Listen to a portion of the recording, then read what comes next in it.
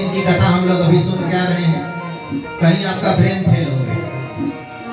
यदि ये भगवान है तो इनकी बीवी कहाँ चली गई इनको पता नहीं है, कि रोते फिर रहे हैं, हासीते कर रहे हैं, कहीं अरे ये लीला कर रहे हैं, चुप रहो, नहीं कहना चाहिए।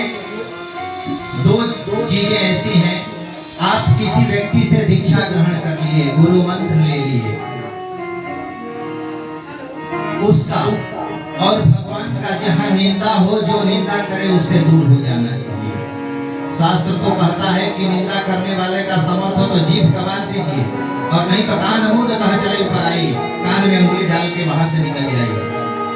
हर गुर निंदक दादुर हुई, जो भगवान की और हरि की और गुरु की निंदा करता है वो मेढक की जोनी प्राप्त करता है, मेढक होता है, दादुर होता है।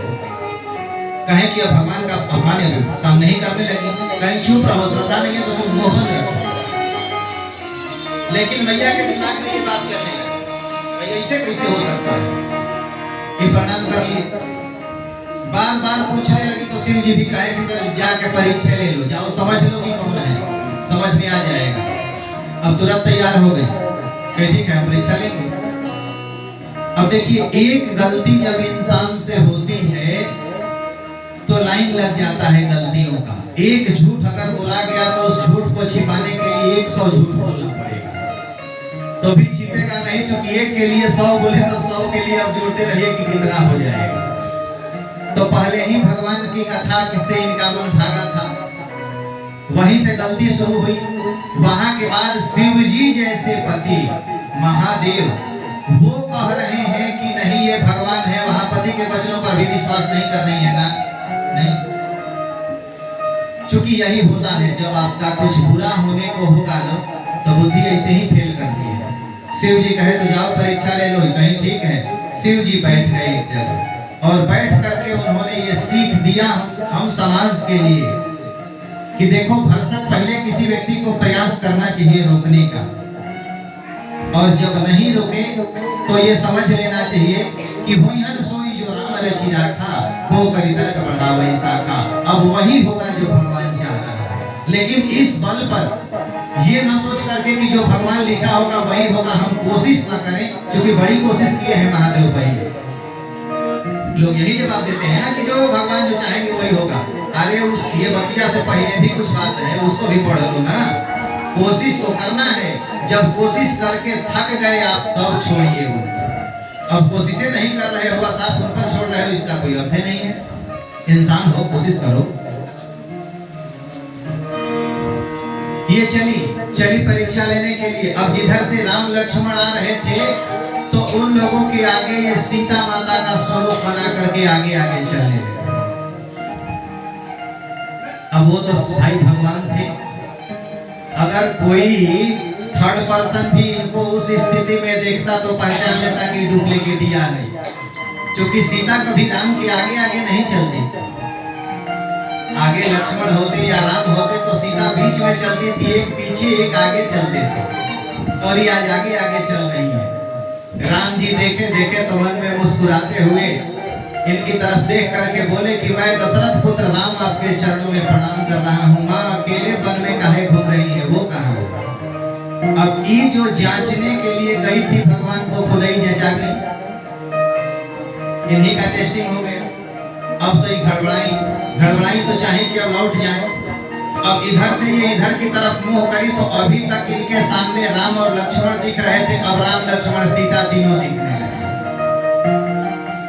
चारों दिशाओं में इन्होंने घूमने का प्रयास किया, चारों तरफ वही दिखने लगे। अब उलझ गई, वहीं बैठ गई तो भगवान भी कौतुक के अंदर ध्यान हो गया। अब वहां से चली, शिव जी के पास आई। शिव जी बैठे थे, पूछे लिंग परीक्षा कौन विधि, कैसे परीक्षा ले। तब फिर झूठ बोल रही है, कह रही कि कछु न परीक्षा लिंग गोसाई, किन प्रणाम तुम्हारा ही नहीं। कोई परीक्षा नहीं, आप ही के दिशा जाके हमने प्रणाम किया। बोले शिव जी के तो हमारे सभा प्रणाम करते तो हम लोग दे देगा, क्यों पीछे से जाना पड़ा प्रणाम करने के लिए। अब देखिए, कोई व्यक्ति झूठ बोलेगा तो उसके चेहरा को देख के समझ में आ जाता है कि कुछ न कुछ छिपा रहा है, स्पष्ट कर नहीं रहा। ध्यान अवस्थित होकर के शिव जी ने देखा कि ये तो सीता का स्वरूप बना लिया। अब शिव जी को बड़ा कष्ट हुआ इस बात से।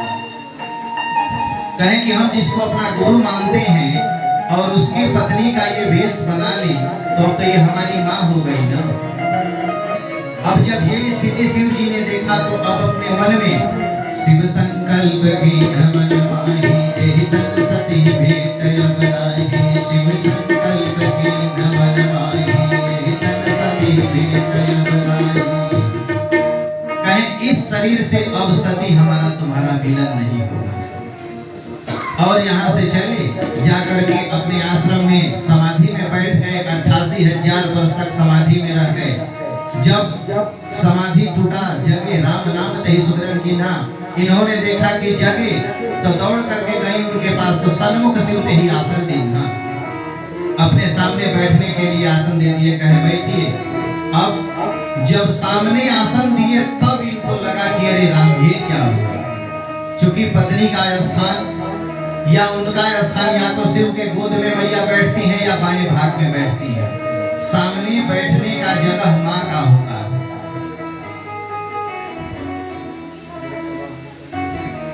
दाम्पत्य जीवन में भोजन करते समय पत्नी सामने बैठ के भोजन कराती है, उस समय वो मां के स्वरूप में होती है।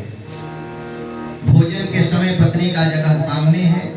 शयन करते समय सोने के लिए जब जाएं तो पत्नी का स्थान बाएं है। पूजन करने के लिए जब हम बैठते हैं तो पत्नी का स्थान दाहिने है।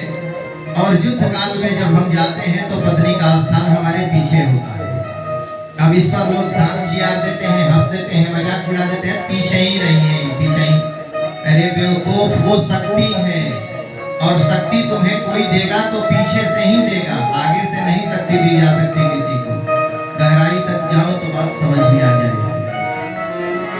शिव अगर खड़े हैं तो जो गोल वाला अर्घा है उसमें खड़े हैं और वो अर्घा मैया है। अगर वो नहीं रहे तो वो खड़ा नहीं, वो उलट जाएंगे। शिव में से अगर हर शिकार रूपी मात्रा निकाल दी जाए तो 100 हो जाएंगे। वो शक्ति की प्रधानता है। आपको शिव जी को भी कुछ देना है।